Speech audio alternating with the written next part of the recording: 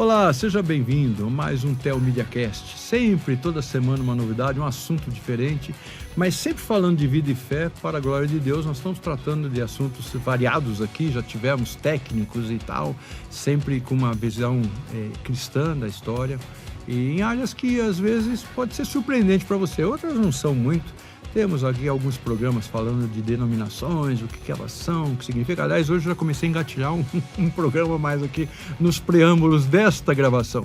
Eu tenho aqui a visita de dois irmãos, vamos falar da área de direito, porque daí é isso que nós vamos conversar e tudo. Eu acredito que vai interessar muito a você, só peço que você espere um pouquinho nossa vinheta, já já nós voltamos.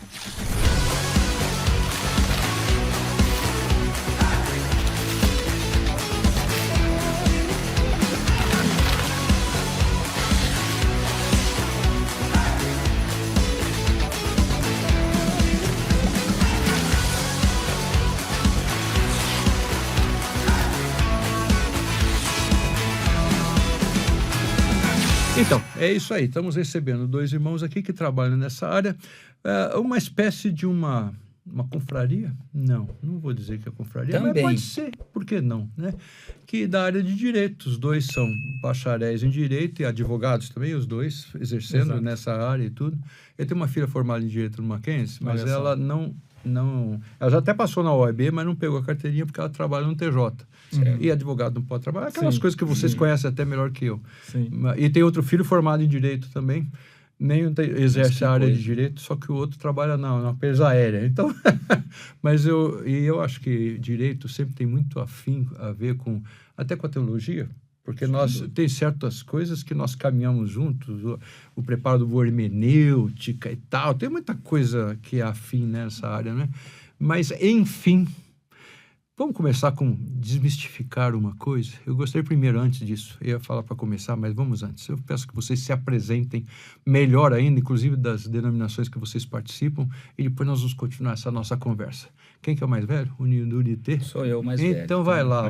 Então. Vou por mim, então. Vai. Bom, Pastor Fernando, é uma alegria nós estarmos aqui. É uma alegria nós estarmos com todos vocês aí do Theo Media. Meu nome é Jean Regina. Eu sou casado com a Patrícia. Tenho dois maravilhosos filhos, o Felipe e o Gabriel. Sou luterano confessional, ou seja, sou parte de uma denominação que ela está fundamentada fortemente nas confissões do Livro de Concórdia, de 1580, que forma, então, o corpo doutrinário do luteranismo, e é a Igreja Evangélica Luterana do Brasil. Nós somos um sínodo razoavelmente pequeno no Brasil, somos 230 mil membros, mais ou menos, mas já estamos aí há 120 anos. Sou filho de pastor, meu pai é pastor, esse ano jubilou, 50 anos de ministério. Que beleza. Né? E tive a graça de ter esse chamado, a vocação. Isso para a nossa doutrina de santificação ela é muito cara, né? A doutrina da vocação, para trabalhar na área jurídica, e depois a gente até conta histórias um pouquinho aí sobre como a gente se conheceu, mas nos conhecemos na faculdade, começamos a advogar. Então hoje advogamos aí para mais de 4.000 igrejas no Brasil inteiro. Opa! E a advocacia nos levou para pesquisa, então precisamos voltar para a academia, então voltamos e viemos para o Mackenzie, fizemos o mestrado. O Thiago agora também está... Você não é formado no Mackenzie? Nós dois somos formados na UBRA, na Universidade Luterana do Brasil. Sim. Tá. Né? Somos do Rio Grande do Sul. Tá. E então começamos a trajetória lá, viemos para o Mackenzie para pós-graduação, já lato sensu e agora estrito sensu. Então, me desculpa, eu devia ter uma cuia aqui no meio em vez de caneca. Bueno, seria... Né? A gente já ia mandando ver aqui. Seria interessante. Né? Porque não é que nem o Tempo e Vento da Globo lá, que cada um tinha a sua própria cuia, né? Aqui a comunhão faz parte, né? É importante, ainda bem que estamos longe de Covid, então a comunhão faz parte. Mas a bomba, ela é de alpaca, ela esteriliza. Eu tomo mate também. Que beleza. E aí, pastor, então, é isso, né? Nós hoje trabalhamos num ecossistema de serviços de advocacia para igrejas, de contabilidade para igrejas. Temos um braço educacional, onde já treinamos mais de 2.000 pastores e líderes. Opa! E temos também, então, um instituto Será que vai dar tempo de a gente conversar tudo isso aqui? Que é o Instituto Brasileiro de Direito e Religião, que eu disse antes, né? E você falou que ele ia ficar... o Jean ia ficar já com 50 minutos. Já está 5 minutos. Então vamos lá, vai, Thiago. Agora o senhor vai ter um gostinho. Mas não tem jeito, é advogado. Você tô danado. E direito religioso, né? Direito religioso, coisa boa. Tudo junto, né? Bom, eu sou o Thiago Vieira. Sou casado com a Keila, sou pai da Sofia e do Tomás. Oba. Inclusive o Tomás em homenagem a Tomás de Aquino. E você devia ter um filho Agostinho, então. Pois é, aí fechava vai lá, continua. Todas, né? Compartilho muito da história do Jean, nos estudamos juntos, fizemos o pós, o mestrado. Eu agora estou terminando o doutorado, vou fazer a qualificação agora dia 11. E tem uma pós também na URGS em Direito do Estado. Juntos aí nós escrevemos vários livros sobre o tema do direito religioso, da liberdade religiosa, esses temas que são tão caros em qualquer democracia. E estamos caminhando, exercendo o chamado de Deus para as nossas vidas. E em 2018, eu, Jean e mais 27, 28 amigos de diferentes denominações, inclusive do catolicismo, nos unimos para fundar o Instituto Brasileiro de Direito e Religião. Opa! Lá no centro, disso que vamos falar. Lá no Centro Cultural Mackenzie, com o intuito de retomar ou trazer de volta a importância do cristianismo nas ideias, na universidade, que foi simplesmente retirada, expurgada do meio universitário, do meio político. E quando eu falo política, não política partidária, mas no meio político no sentido de se importar com a cidade. Tá bom. Então, fundamos o IBDR nessa esperança. Nós precisamos novamente se importar com a cidade a partir dos valores cristãos, porque foram os valores cristãos que fundaram a cidade, fundaram a democracia, fundaram o Estado de Direito, e inclusive, a gente estava falando antes de direito e teologia, a teologia, o direito saiu da igreja. Sim. Foi a igreja que criou o direito como nós o conhecemos. Deixa eu desmistificar. Eu falei que iria desmistificar porque ainda tem pessoas que entendem que é quase incompatível um advogado com o cristianismo. Porque tem aquelas ideias de que todo advogado é enrolador, mentiroso e tal. Desculpa, eu estou falando, não é minha opinião. Eu não acredito nisso. Já falei que tenho 2 filhos formados em direito. Mas desmistificar um pouco. Um cara está aqui escutando e está fazendo curso de direito, ele é crente, ele fala assim, será que eu posso ser um advogado? Não estou nem falando de direito de religião, estou falando dos primórdios. Eu posso ser um advogado cristão? Isso dá certo? Eu vou dizer assim, nós podemos... Entenderam a minha pergunta? Claro, né? nós podemos pensar nisso sobre na verdade, sobre qualquer atividade, né? Sem dúvida, sem dúvida. Isso me lembra sempre do clássico do Richard Niebuhr, né? Do Cristo e Cultura, onde a gente enxerga nessa visão, e essa é uma visão muito propriamente arraigada na cultura cristã brasileira, de que Cristo está contra a cultura. Então, Sim. qualquer coisa que remeta à noção de se engajar na cultura, parece que nós estamos misturando, colocando água salobra aqui e estamos misturando as coisas. Quando, na verdade, você pode enxergar isso sobre vários vieses, né? Você pode enxergar isso como, na visão reformada, como um mandato cultural, de você poder ser sal e luz, né? E redimir essa cultura, né? Ou você pode enxergar que a vida ela está em paradoxo entre Cristo e a cultura, afinal de contas nós já somos santos, mas ainda não, já, né? Simul justus et peccator. Ou nós podemos ver várias noções... Já começou o latim, não tinha jeito. Não tem jeito, né, cara?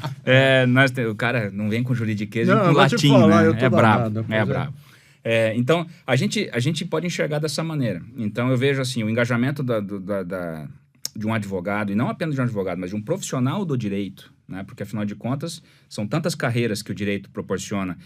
A advocacia é uma delas, né? Mas magistratura é outra, Ministério Público, a polícia, sim. Né? Tantas carreiras de Estado. Como é que eu não posso enxergar oportunidade de ser sal e luz, onde se está buscando não apenas um ideal de justiça, mas a promoção da justiça possível no mundo caído. É porque o que eu escuto de crítica é quando eu pego uma pessoa mais simples, evidentemente que a gente já tem conhecimento para saber que não é exatamente assim. Mas fala, não, mas se você é advogado, você vai lá mentir para tirar um ladrão da cadeia, você vai conseguir fazer com que uma pessoa que deve, ela saia ilesa e não pague pelo seu crime. Mas não é exatamente isso, né? Claro que pode até ter coisas desse tipo em qualquer área, como você falou, um comerciante pode ser corrupto, um político pode ser isso, então o pastor pode agir de maneira equivocada. Mas sim, é possível você militar na área do direito, em qualquer dos níveis, e ser ainda um bom cristão com seus compromissos com Cristo. E eu ainda vou dizer assim, claro, puxando um pouco a sardinha para o nosso assado aqui do direito. Sim. O direito ainda de todas as profissões, eu acho que ela tem um valor muito interessante quando a gente pensa em cristianismo. É por meio do direito, por meio dos modais deônticos do direito, que nós temos ordem. Certo. E ordem tem tudo a ver com Cristo, sim, tem tudo a ver com Deus, entendi, tem tudo a ver com a Bíblia Sagrada. O direito, ele organiza, ele ordena, ele proíbe, ele permite, ele sanciona. Então, se você tira o direito, você tira a ordem. Se você tira a ordem, você tem caos, que é o oposto de Cristo. É o oposto da Trindade, o caos. Então, o direito, na verdade, ele junto com a teologia, eu acho que é um dos cursos que tem mais a ver ainda com o próprio Deus Trino, né? Claro que você pode me dizer a mesma coisa da medicina, em relação à vida e tal, mas estamos falando do direito, né? Então, estudar direito é estudar a ordem, é estudar a liberdade, é estudar esses institutos que são tão caros e tão importantes e que foram entregues pelo próprio Deus no Monte Sinai para Moisés. Deus entregou para Moisés as leis sinaíticas. O que as leis sinaíticas promoviam, se não a ordem? Eu brinco, às vezes, com a minha filha e com alunos, né? Quando a gente passa por uma faixa de segurança na rua, a gente está passando por algo que foi construído, que foi idealizado dentro da igreja. Certo. Como assim? Foi Tomás de Aquino que pensou em modais deônticos no sentido de permitir, no sentido de ordenar, né? Ou seja, aquela faixa de segurança que promove a ordem na rua, na cidade, para as pessoas passarem, foi gestada dentro do monastério. Certo. Então, o direito, sim, tem tudo a ver conosco, e eu não tenho dúvida nenhuma que o direito e a teologia são as faculdades que andam mais juntas. Quando a gente vai para a Universidade de Coimbra, no pórtico da Universidade de Coimbra, né, Jean, tem lá duas estátuas, né, que seguram um arco, que uma representa a teologia e outra representa o direito. E pastor, se permite, isso que o Thiago falou, e aí talvez um arremate nesse raciocínio, é justamente o fato de que pode existir ordem sem valores cristãos. E existia, certo? O cristianismo, afinal de contas, ele tá Roma tinha uma certa ordem. Roma tinha uma certa ordem. Tava até lembrando, tem o Gladiador 2 aí que tá nos cinemas, né? Lembrando aí sobre aquela era dos gladiadores e do circo romano. O que era aquilo, né? Mas é que tá gravado no coração das pessoas, né? Sim. Claro. E o ser humano foi criado por Deus, que gravou a ordem nele. Sem dúvida. Por mais que ele tem uma imagem distorcida dessa ordem, existe uma imagem mínima, né? Essa unidade mínima ele implementa na sociedade. Mas o ponto interessante e civilizacional, e que aí faz a coisa arrematar, é que a ordem adquire um novo elemento, o direito adquire uma nova carga quando a moralidade, e na nossa civilização cristã, ela assume a carga valorativa para o sentido de ordem. Ou seja, não é uma ordem oca, não é uma ordem simplesmente pela ordem, para o controle. É uma ordem para o serviço do próximo. E isso acontece com esse encontro das três grandes capitais, Jerusalém, Atenas e Roma. Quando Jerusalém entrega essa fé no Deus de Abraão, Isaac e Jacó, e depois, então, na plenitude dos tempos da dispensação do Messias, né, ela traz a carga de moralidade que preenche a civilização como um todo de valor. Atenas traz a investigação filosófica que racionaliza isso de uma maneira possível para que nós possamos atuar como seres racionais que somos na investigação do que é a verdade, do que é o bom, o belo e o verdadeiro. e Roma traz a ordem. E a gente sabe que a lei é importantíssima e eu estou pregando na minha igreja na Carta aos Gálatas. Então a gente vai caminhando e ali fala sobre lei, fala sobre graça, fala, enfim, vocês conhecem o texto, não estamos aqui para discussão teológica, evidente. Mas nós percebemos, e eu tenho falado isso na igreja, eu fiz uma observação. As leis que temos rituais, as leis civis de Israel foram dadas por Moisés. Deus, através de Moisés, deu ao povo. Mas você percebe, você falou de moralidade e outras coisas mais, que quando Abraão mentiu dizendo que a mulher dele não era mulher dele, era irmã dele, e isso gerou um desconforto tanto lá no Egito como na própria terra de Canaã, lá também com o rei que estava lá, não estava escrito não adulterarás. Não tinha ordem, mas estava no coração. Você citou isso. Sim. Então, por que foi errado o que Abraão fez se não tinha ainda o mandamento que dizia não adulterarás? Como assim? Quando Caim matou Abel, não tinha a lei dizendo não matarás. Mas aquilo que Caim fez, que foi assumir a posição de Deus para tirar a vida do irmão dele e tal, então a moral está entre nós sabemos disso. E às vezes temos nações ou culturas, lugares, onde que a lei de Deus, os princípios de Deus não são observados por diversos motivos. Tem um livro famoso aí que, aliás, foi bem impactante para mim na minha juventude, chamado Totem de Deus. Não sei se vocês já leram esse livro. É um livro que vale a pena ler. Um cara vai pregar numa certa região da Oceania e ele está pregando, falando do cristianismo e os nativos não se empolgam. Mas, de repente, empolgam. Quando empolgam, quem que é a parte da história que eles se empolgam? Judas. Porque para eles, um cara que trai é um cara macho. Então, é toda uma cultura feita em cima de que quanto maior for a traição, mais você é macho. E aí você está pregando o evangelho para os caras que tem como o ídolo dele o Judas e não Jesus. E aí como é que você fica, né? Bom, o livro, eu não vou fazer spoiler, não interessa também, mas é interessante como, eu creio, Deus criou tudo. E na criação ele se revela. E uma das coisas que Deus é justo. Deus é juiz. Deus é Deus de ordem. Justiça. Deus é justiça. Deus é santo. Deus é justiça e não vai permitir que o pecador fique incólume. Mas também Deus é misericórdia. E eu costumo usar, vocês aí que conhecem mais de direito, eu não sou, né? Mas eu leio muito, é muito afim. Então eu digo assim, justiça e misericórdia não são compatíveis. Porque se você é um juiz, você tem que fazer justiça, você não tem que fazer misericórdia.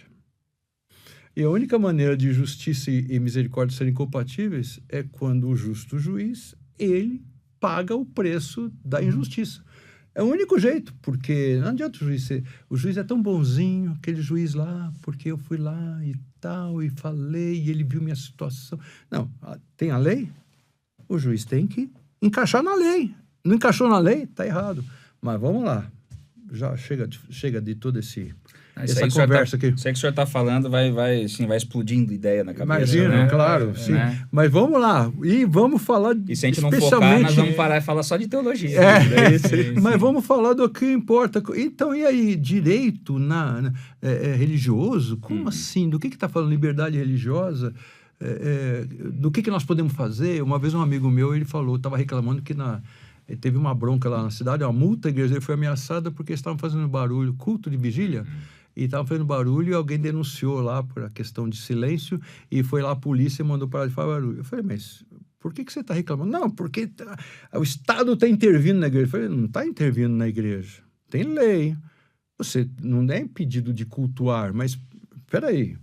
Você está atrapalhando toda a sua vizinhança e achando que com isso é sua liberdade religiosa que está sendo ofendida? Está interferindo no ouvido dos vizinhos. Né? Então é uma coisa complicada. Mas do que afinal de contas, tanto vocês debatem e oferecem para a igreja? Você falou aí... Vamos lá. Bom, pastor, qualquer um dos dois, né? Eu vou começar aqui. Eu falei para ele, agora você só fala. Eu levanto, o Thiago corta. Então tá bom, Fica vamos lá. Ele é mais alto que você, ele corta. Eu sou levantador. Primeira coisa importante, né? A religião, por um assunto mais onipresente que seja em todos os tempos e histórias, ficou esquecida no Brasil como fenômeno público no século XX. Tá. Isso é fato. Sim. Né? Ou seja, pratica-se religião, deixa o pessoal lá, deixa os crentes, né, com a Bíblia debaixo do braço e tal. O pessoal não incomoda, são tudo bonzinho. Agora, o impacto que ela causa na sociedade como fonte ordenadora, né, como ordem social, esse ficou relegado à segunda classe. E é uma complicação isso, porque à medida em que a religião no Brasil ela começa a ter uma matriz diferente, ou seja, nós de um país majoritariamente católico começamos a mudar a matriz religiosa e caminhar, né, demograficamente aí para a população aumentando a sua profissão de fé nas diferentes tradições evangélicas, isso começou a gerar também um impacto diferente na ética social, na ética de trabalho, na ética política. E quando eu vou falar em ética social, trabalho e política, eu estou falando em comportamento fora da igreja. E aí começa a mexer com a estrutura como um todo. E isso, então, 20 anos atrás, quando a gente começou, nós éramos aí 2 João Batista pregando no deserto e dizendo, precisamos como igreja nos organizar, as relações estão mais complexas, está tudo mais difícil, né? Então, nós precisamos voltar a estudar e promover o direito em perspectiva da religião. Afinal de contas, nós temos lá a Constituição da Liberdade para nós podermos ser igreja, para podermos viver como igreja, mas isso está na cabeça de todo mundo na história de fazer culto. Agora, certo, em todas as outras dimensões, se eu for meter o bedelho na educação, na saúde, na cultura, na política, aí não pode. Então, nós temos um grande choque de visões, uma visão muito positivista do Brasil na sociedade, e a igreja agora começando a assumir espaços. E aí, quando a igreja começou a eleger pessoas, bom, aí a confusão ficou grande como um todo. Então, liberdade religiosa, direito religioso, tem todo esse cabedal de penso e de estudo e de reflexão e também de atuação em como igreja é para dentro e como igreja é para fora. A tal história do Estado de laico, né? Que o pessoal fica aí brigando e... Enfim. O Jean colocou uma coisa muito interessante, né?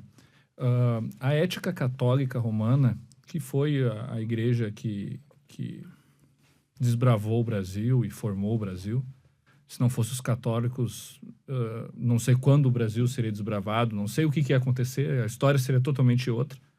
Então, a gente é fruto de uma missão jesuíta.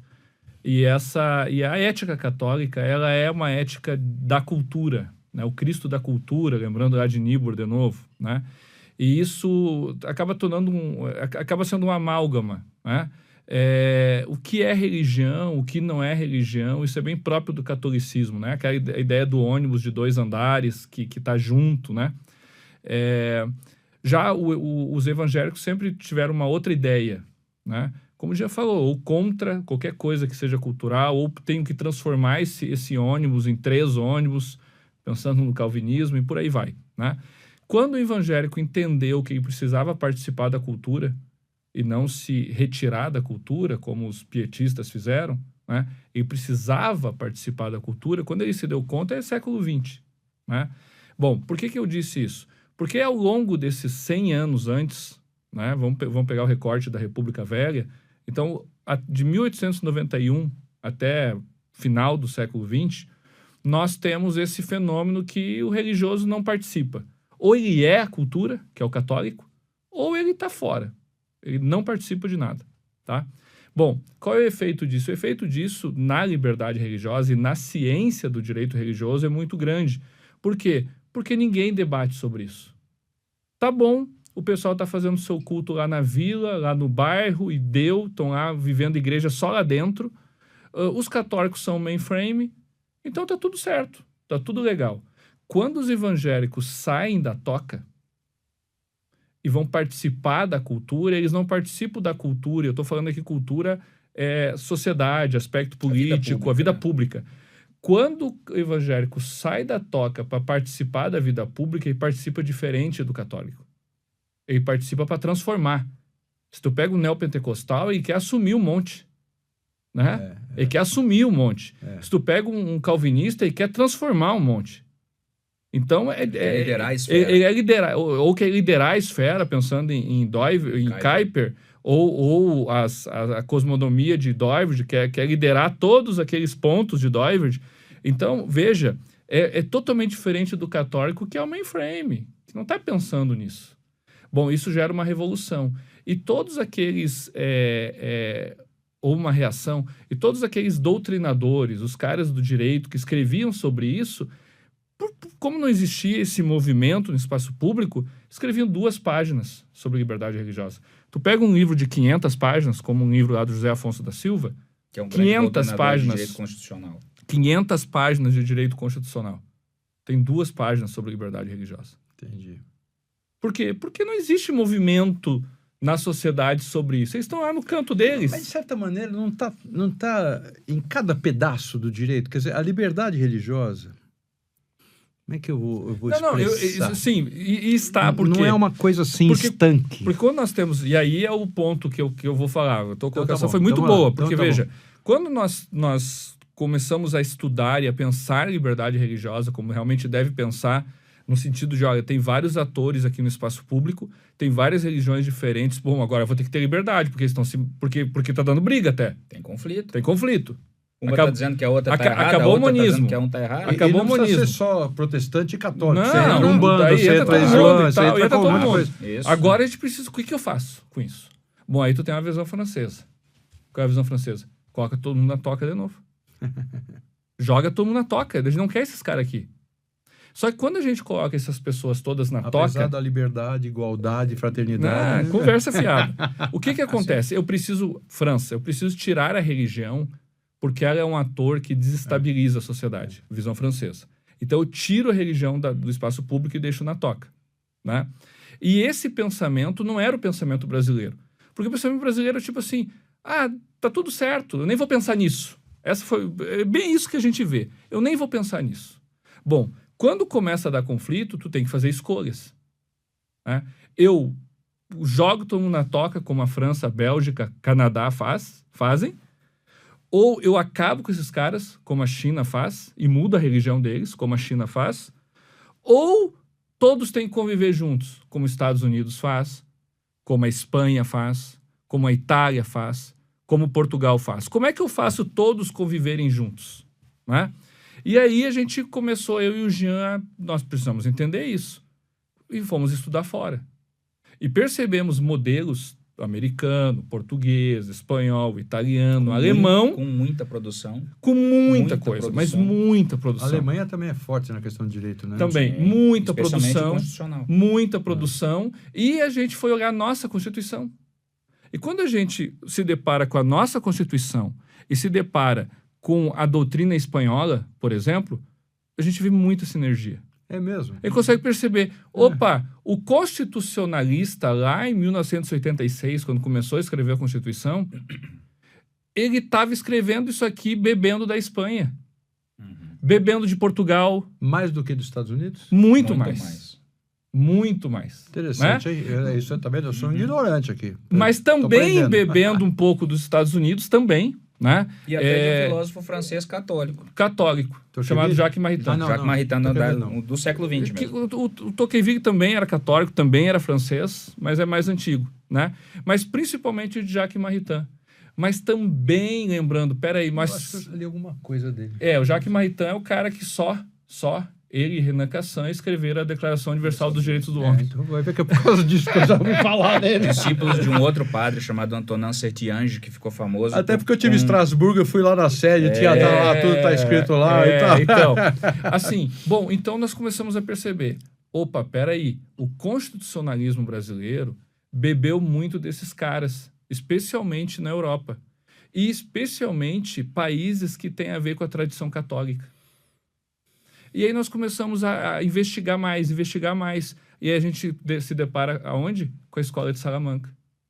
E quando a gente olha a Escola de Salamanca, a gente vê que todo o constitucionalismo do México para baixo foi influenciado pela Escola de Salamanca. Ela é diferente, eu estou falando por ignorância, do que da escola de Portugal, de Coimbra? De Coimbra? Não, eu não sei, é ignorância minha. Na verdade, quando ele fala em Escola de Salamanca, ele está falando sobre o que nós chamamos dos neotomistas. Entendi. Eu estou falando não é neotomista. Não necessariamente, mas... escolástica tardia. Escolástica tardia. É, isso. Tá. Escolástica tardia vai pegar de Coimbra, na verdade de Lisboa, até Salamanca. Tá bom. Entendeu? É toda aquela península ibérica ali. Tá bom. Tá tudo que eu li é a escola de Salamanca, digamos assim. Tá bom. Então, a gente chega nos escolásticos tardios. E se a gente chega na escolástica, isso significa Tomás de Aquino. Tá bom, claro. Né? Até porque é isso mesmo. E quando a gente vê a ideia laica do Brasil, aí, a gente vê muito... Nota de rodapé. Tomás de Aquino, porque a gente tem que falar isso porque nós estamos num ambiente protestante aqui, né? E sempre fala de Tomás de Aquino, o pessoal rebita as orelhas, dá uma olhada assim, do tipo, o que esses caras estão falando de Tomás de Aquino demais? O cara dá até o nome do filho de Tomás aí. Tomás de Aquino, ele tem existe, então, uma diferença de discussão. É uma nota de rodapé, né? Diferença de discussão. Mas tem notas de rodapé que são maiores que a página. Eu tenho um amigo que chama Hermes Maia. A nota de rodapé dele é a página inteira. É só ver meus escritos. Eu gosto de escrever na nota de rodapé mesmo. Né? Então, o ponto é, a discussão teológica sobre o tomismo é uma coisa.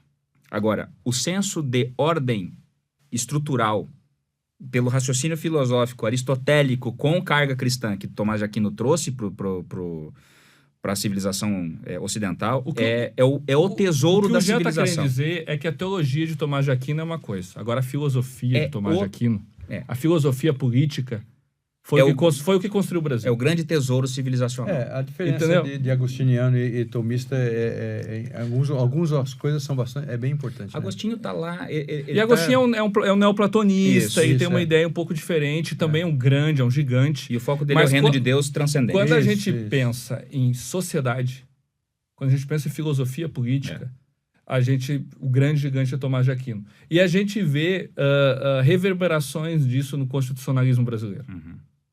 E aí, quando a gente senta com um cara como Ives Gandra Martins, que é o nosso mentor, e foi um dos caras que escreveram a Constituição. É o nosso presidente de honra do Instituto. É mesmo? Ele estava lá. Gosto muito dele, de escutar ele falar. Ele é fenomenal. E ele estava lá escrevendo esse negócio aí chamado Constituição. Ele, Maria Garcia, que também faz parte do nosso Instituto, eles nos dizem, não, a gente realmente... E o irmão dele tocando, né? E o irmão dele, o John tocando, né?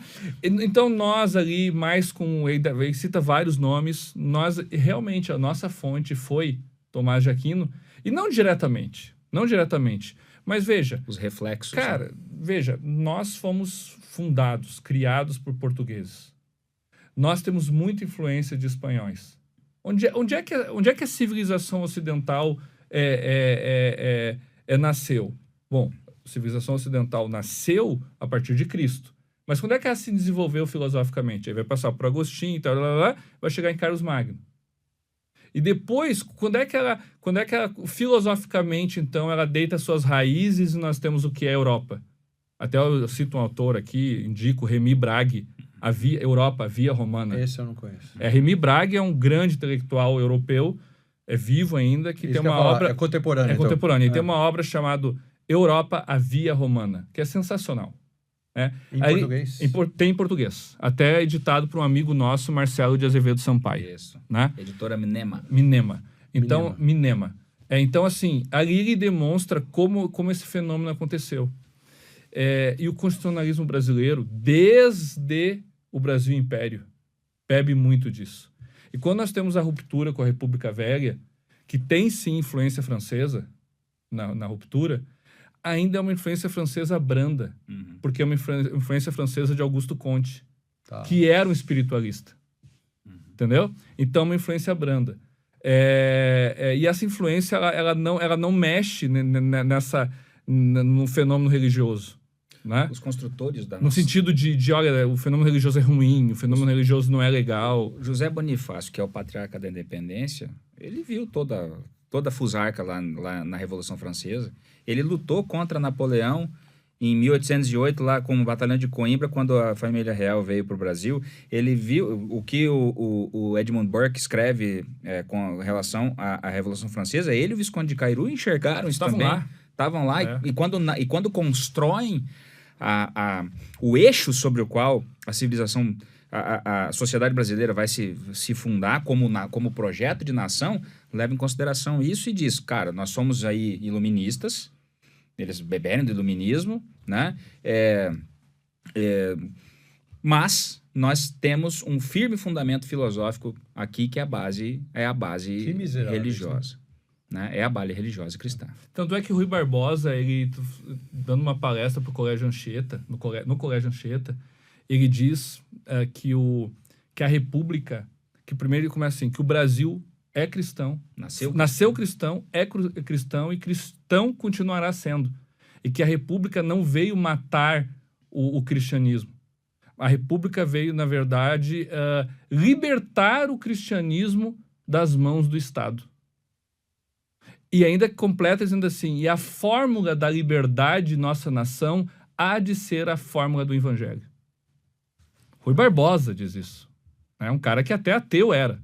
Por quê? Porque ele reconhece que se a gente vai falar de liberdade, se a gente vai falar de democracia, se a gente vai falar de Estado de Direito, é muito difícil você divorciar isso do cristianismo. Certo. Então, por isso é tão curioso de que do fim do século XIX, início do XX, com toda essa visão simpática do fenômeno religioso na sociedade, tenha ficado um gap tão grande de um século em que ela foi sutilmente empurrada para uma dimensão privada e não mais protagonista das grandes discussões públicas do país. Vira o século XXI, vem o atentado das Torres Gêmeas. Mas antes disso, agora eu vou fazer uma nota da pé, que é importante. Olá, antes disso, que o ping-pong ele vai... Isso é importante. Parou em ping-pong. Torres Gêmeas. Ping-pong é grande. Parou em Torres Gêmeas. Tá? Eu até já sei o que tu vai falar sobre Torres Gêmeas. Parou aí. Então, só um pouquinho antes disso. Quando a gente fala em liberdade, para nós, para a cabeça do brasileiro, para a cabeça de quem está nos ouvindo, do pastor, da dona de casa, do padeiro, do açougueiro, do médico, é muito fácil a gente entender. Não, liberdade é o direito que eu tenho de ninguém impedir se atravessar na minha frente, né, de impedir que eu viva a minha vida. Agora, quando a gente vai para o Irã, ou para a China, ou para países que não têm influência cristã, liberdade é outra coisa totalmente diferente, porque não segue a fórmula cristã. Entendi. Quando a gente pensa em liberdade, a gente pensa na liberdade e assim, eu podia ser ateu. Eu podia não ter nada a ver com o evangelho. Eu podia, tipo assim, eu nem sei direito as histórias da Bíblia. Eu só sei que Jesus morreu na cruz.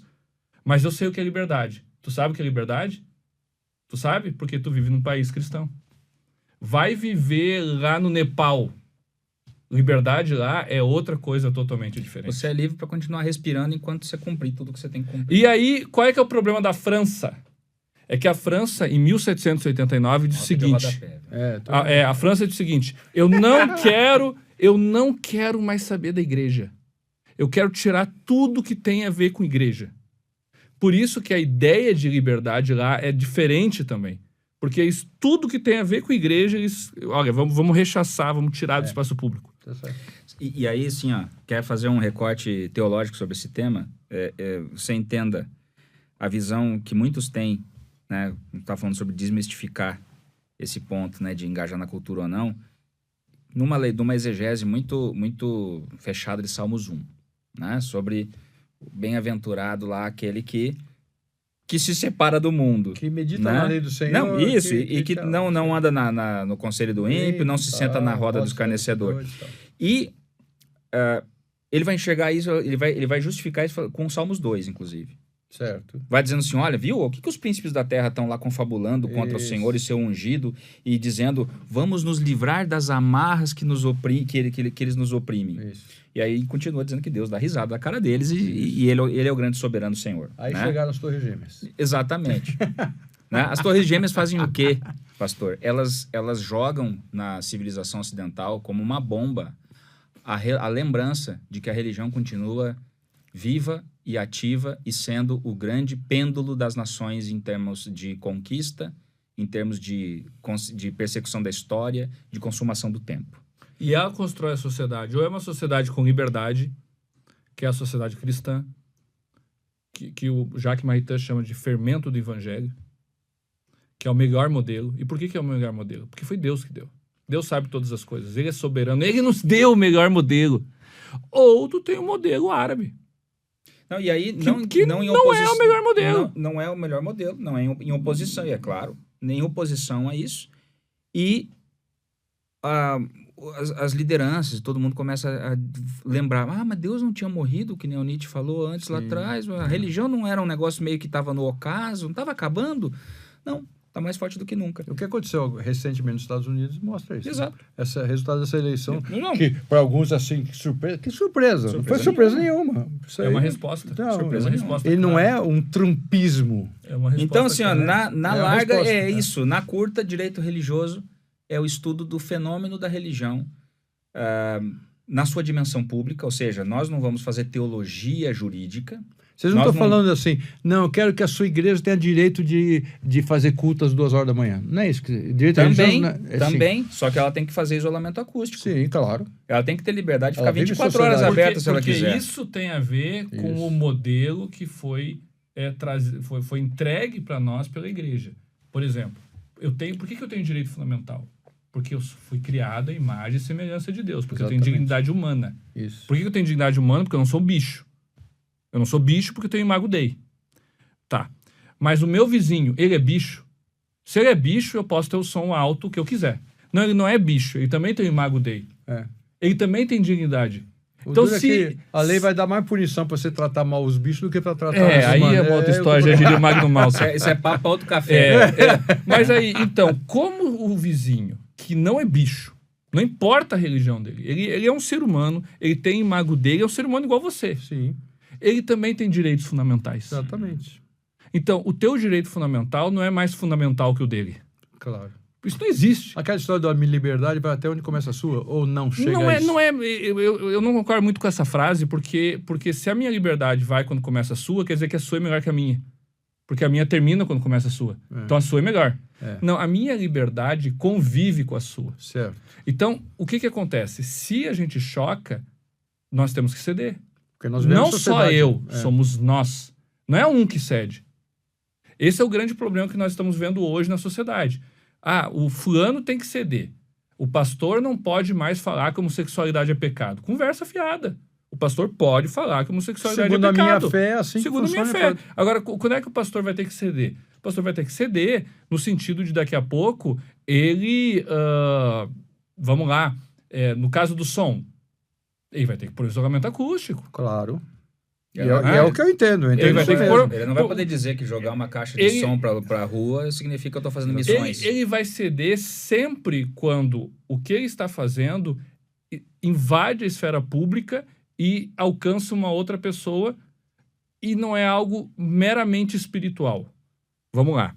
Tem um leading case, um landmark decision da Suprema Corte norte-americana, ou seja, um landmark, né? Essa conversa aqui tá ficando Não, tá boa. muito. Tá troglodita, quer dizer, tá poliglota. O que é landmark, né, pessoal? Landmark é você ter um terreno lá e aí o terreno tem a pedra, ó, meu terreno vai até aqui e tal e tal, né? Então, explicando aí para o pessoal que está nos assistindo. Então, a Suprema Corte norte-americana tem mais ou menos umas 50 decisões que são esses landmark do constitucionalismo norte-americano. E uma delas é muito antiga, de 1880 e alguma coisa, num caso envolvendo... São dois casos juntos, fazem esse landmark, que envolve um mormon, um membro da Igreja de Jesus Cristo dos Santos dos Últimos Dias, que tinha 2 esposas, né? E isso chega na Suprema Corte, que lá tem uma liberdade religiosa também muito forte, e ele diz, olha, a minha doutrina ensina que eu posso ter 2 esposas e, de certa maneira, é até melhor que eu tenha 2 esposas. Né? Por toda uma questão dogmática aqui que não vem ao caso. Certo. Né? Aí a Suprema Corte, pois ele tem essa liberdade, né? Aí dá a famosa tela azul do Windows, né? Sei. Bug. Pá, e agora? E agora? Que não E agora, vai. né? Não vamos. É a doutrina do cara. Só que a doutrina da igreja naquele momento, ela invade uma esfera de competência estatal. Qual é a esfera de competência? Direito sucessório. Como é que o Estado vai resolver? Tu tem 2 esposas. Aqui, chega alguém do país muçulmano aqui hoje e com 12 esposas e não tem 12. Direito sucessório, direito de propriedade, pensão, aposentadoria, e também a moral. Porque a moral, ela integra a política. A moral e a política, elas andam juntas. E pela moral norte-americana, isso está na decisão, não sei o que estou dizendo. Certo. Homem tem que ser casado com uma só mulher. Por quê? Não veio ao caso. Na verdade, por causa da Bíblia. Sim. Né? Tá bom. Tá bom. O que eles fizeram? Bom, como esse teu dogma está invadindo esferas que o Estado trata, sucessões, propriedade, liberdade econômica, pensão, eu posso intervir. Qual é o outro caso junto? Foi julgado junto, eu disse que era 2.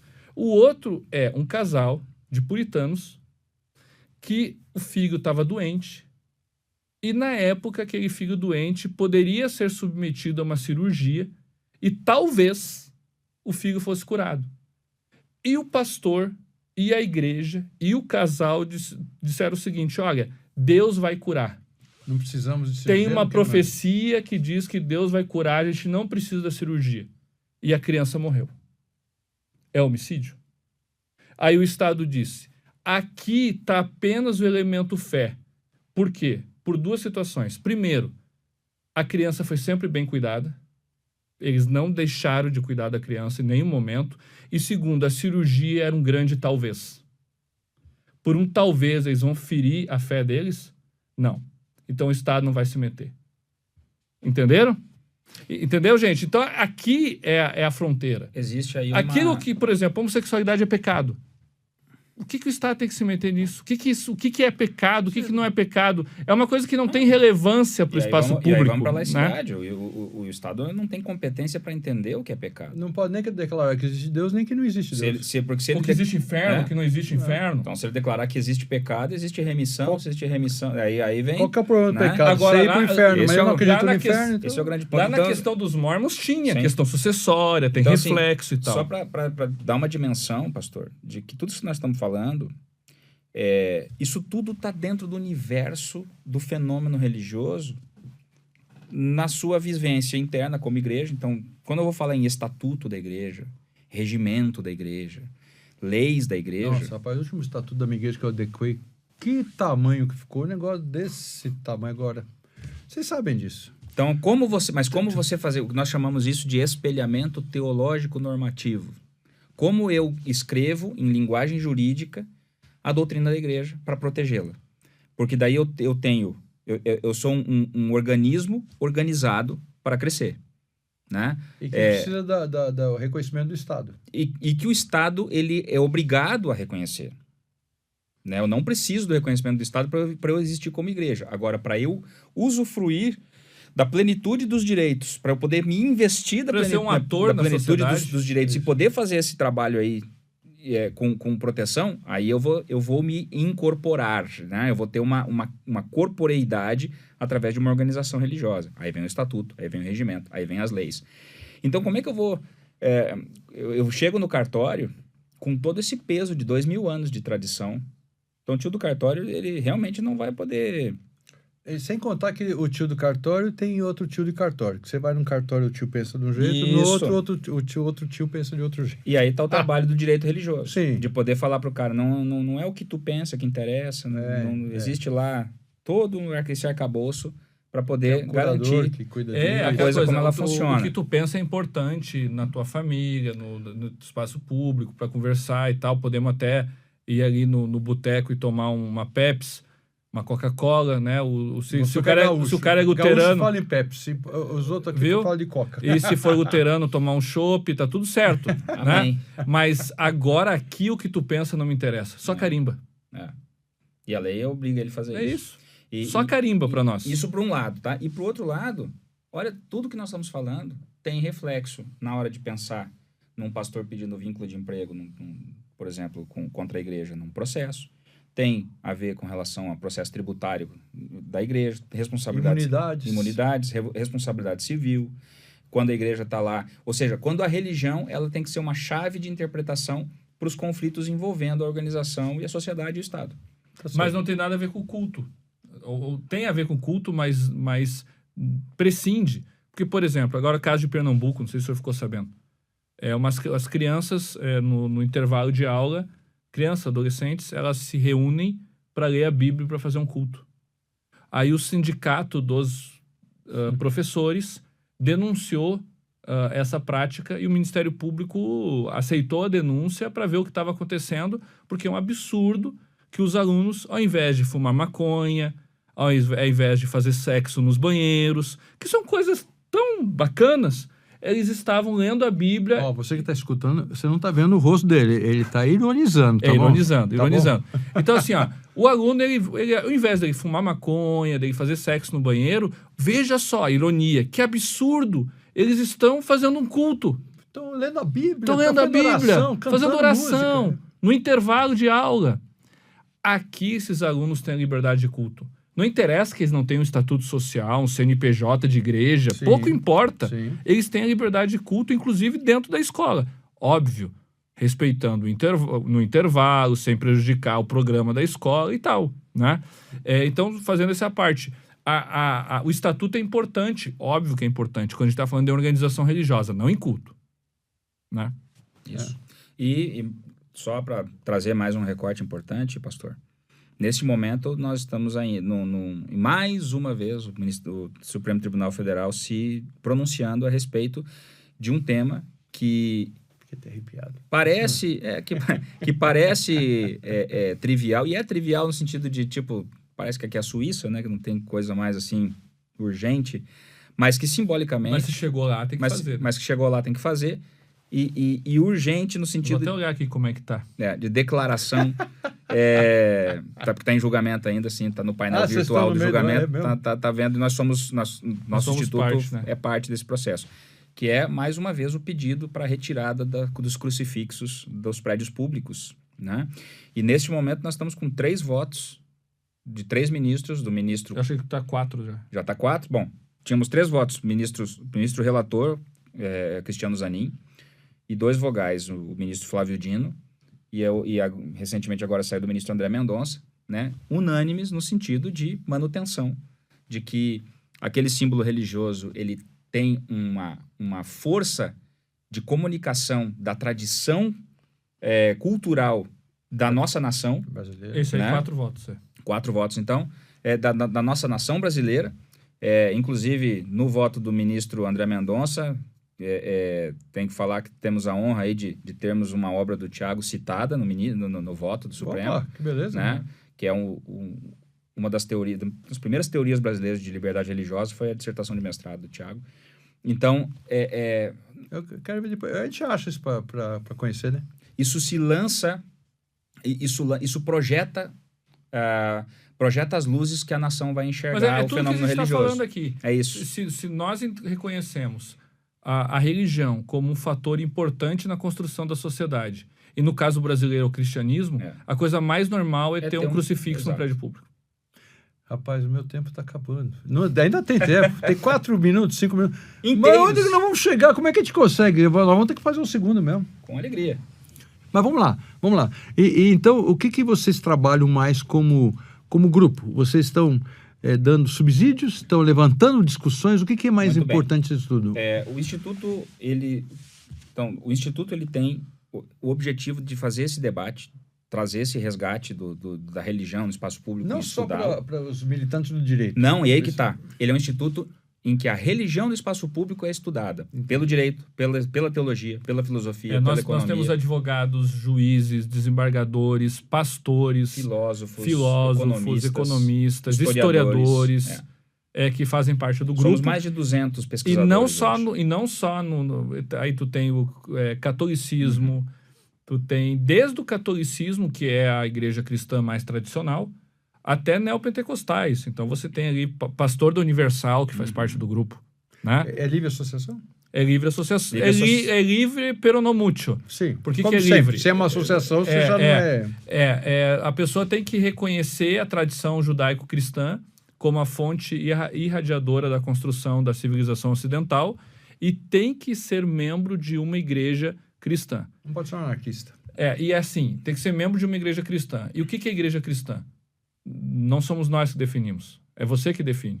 Se você não, eu sou cristão e eu participo da igreja, por exemplo, de Jesus Cristo dos Santos dos Últimos Dias, e nós entendemos que nós somos cristãos, tá ok. Não, entendeu? O IBDR não faz teologia. O IBDR não vai dizer, não, mas você é herege, você não é cristão, mas ou eu sou... a igreja brasileira. Não. Você se reconhece cristão? Me reconheço. Você reconhece que a Bíblia ela é importante na construção do Ocidente do Brasil, reconheça. Então é isso.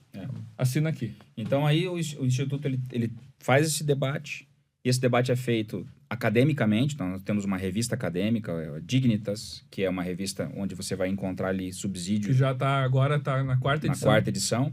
Nós temos eventos. Então, por exemplo, nós estamos gravando este episódio na véspera do nosso 5º Congresso Brasileiro de Direito Religioso, que vai tratar sobre objeção de consciência. Acontecendo lá no Mackenzie. Que acontece no Mackenzie, 21 e 22 de novembro. Né? Então, você que está assistindo o episódio agora vai poder olhar lá no ibdr.org.br os highlights nossos do Congresso. Nós temos ações de impacto cultural, né? Nós temos mais de 200 pareceres que nós emitimos sobre casos envolvendo direito e religião no Brasil e no mundo. Nós estamos envolvidos em concertos internacionais de liberdade religiosa. Fazemos parte de alianças globais pela liberdade religiosa. Nós estamos presentes nos Estados Unidos, na Itália, na Espanha, na Suíça. Começou aqui. Nós temos já um braço, nós temos um trabalho de advocacy, ou seja, de influência legislativa em vários temas, né? E nós temos um trabalho de litigation, né? Hoje já com mais de 20 processos de controle concentrado no Supremo, em que nós estamos atuando como parte ou como amicus curiae, né? Ou seja, como amigo da corte. E ainda temos uma pós-graduação em Direito Religioso, que já está na terceira turma. Que beleza. Amanhã vai ser a formatura da primeira turma. Aqui no nosso evento. Não, a pós é na Universidade Evangélica de Goiás. É uma parceria com a Universidade Evangélica de Goiás. E a formatura da primeira turma vai ser amanhã à noite. Para quem está ouvindo, né? Passou, mas no Restaurante Roma. Além disso, nós temos cursos, né? Uma plataforma aí com todo o nosso curso, com todos os nossos cursos, nossos eventos. E ainda nós estamos lançando também o Departamento Cristãos pelo Bem Comum. Isso. Que é uma série aí com 40 cursos e com muitas personalidades. E a gente consegue ter acesso a isso por internet, por algum site? Você pode nos procurar tanto no Instagram, né? Nossos arrobas aí, então, @instituto__IBDR, né? Ou o @Direito Religioso Oficial, além das nossas contas aqui, @TR_Vieira e @JeanRegina. Nosso site institucional, ibdr.org.br. Nosso site do Direito Religioso, direitoreligioso.com.br. Temos bastante presença digital. No YouTube, nós temos mais de 200 vídeos, pastor, com drops sobre direito religioso. Legal. Em várias áreas. youtube.com/direito religioso. Então, a gente está fazendo esse trabalho de conscientização da igreja brasileira para entender que não é só o aspecto dia a dia, mas tem um pano de fundo. Nós temos aí mais de 10 obras publicadas pela Vida Nova, pela Alex e por outras editoras. Tem no pela Almedina. Nós temos tanto no direitoreligioso.com.br, site da Vida Nova. Eu quero pegar aquela outra editora que vocês falaram que publicou o livro. Você falou de um amigo Minema. O site do IBDR também tem alguma coisa. Agora nós estamos lançando mais uma obra que é uma discussão, um debate sobre a nova reforma do Código Civil. Então, estão tentando mudar o Código Civil. E o IBDR criou um grupo de 30 juristas, que analisou durante 4 meses cada artigo, e o resultado disso foi a produção de um livro, em que o nome do livro é Parlamentar, o que você precisa saber antes de votar o novo Código Civil. Então, são 200 páginas de motivos para rejeitarem o novo Código Civil. Né? Também é uma produção aí do IBDR. Muito legal. Muito bom. Nossa, ainda vai ter muita conversa. Eu acho que vai ter, sim. Se Deus quiser, nós vamos conversar. Porque eu penso que temos muita... O Dr. José do Carmo, por exemplo, eu tenho amizade muito com ele também e tal. E seria interessante nós falarmos de algumas coisas aqui que são importantes. O sogro dele eu conheci pessoalmente, já nos antigos tempos. E o Dr. Jairo Boy, que era o sogro dele... O Zé do Carmo acho que é desembargador, né? Desembargador aposentado do Tribunal de Justiça de Minas Gerais. E lá no sistema jurídico do Mackenzie. Mas é muito legal. Tudo isso que você escutou, claro que você já viu aí, porque nós aqui estamos gravando, mas já está aí na tela com os endereços todos para você poder acessar, você poder enxergar, conhecer um pouquinho mais e desenvolver nessa área. Eu creio que A gente reclama muitas vezes, que nós estamos sendo vilipendiados ou nós estamos sendo ultrajados no nosso direito e tudo. É bom nós sabermos e fundamentos, né? Existem 7 mil aí que não dobraram os seus joelhos para Tem, Baal. né? Eu espero que mais. Tem mais do que isso. Tem. Não precisa desesperar e pedir, Senhor, me leve que... Se bem que às vezes eu acho que está na hora de acabar isso tudo, Jesus voltar. Para nós é lucro. Lucro, é lucro. Você que nos escuta, muito obrigado, doutores. Doutores, agora terminei com doutores. Viu? Finalmente ficou chique, né? Reverendo, nós agradecemos. Reverendo. Agradecemos. Que possamos ter Thiago, obrigado pela tua presença aqui. Outros dias aí, outras conversas. Sempre. Para tratar desses assuntos que muito são tão bom. caros. É uma honra, pastor. Muito é uma bom. honra. Na verdade, isso aqui faz parte do cumprimento do nosso chamado, desde lá de quando nós éramos bem guris, Tá bom. fomos chamados a deitar Faz água nas pouco mãos. tempo E bem guri já virou o Rio Grande do Sul mesmo, né? Só não falou Piá, né? Piá acho que é um pouquinho para cima. É paranaense. Piá é curitibano, na verdade. É mesmo? Eu sei que é mais para cima um pouquinho o tal do Piá. É isso aí. Alegria tá enorme, que Deus abençoe. Obrigado honrados aqui em podermos Obrigado. servi-los. Desculpa, mas o tempo, infelizmente, eu estou compactado pelo tempo. Você que nos escuta, eu espero que tenha servido para alguma coisa, para despertar algo em você, para você prestar atenção. Se você dá aula de direito, melhor ainda, procura o Instituto, procura informar-se, a rolar lá no Instituto e tal, essas coisas, cooperar, vai ser muito bom, né? E Deus nos abençoe sempre nos ajudando. Sempre aqui, toda semana, um programa novo dentro do nosso Theo Media Cast. Deus abençoe a você.